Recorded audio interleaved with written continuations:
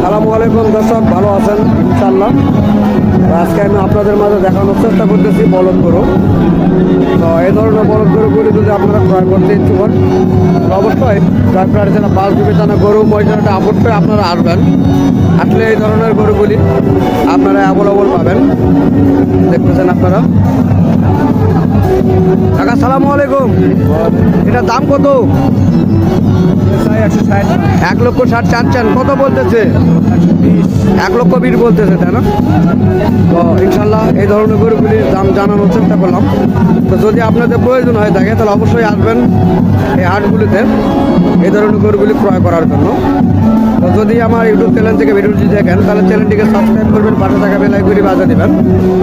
আর যদি ফেসবুক থেকে দেখেন তাহলে অবশ্যই ফেসবুক পেজটিকে ফলো করবেন, এবং টিকটক থেকে যদি দেখেন তাহলে অবশ্যই টিকটক চ্যানেলটিকে অবশ্যই আপনারা ফলো করবেন।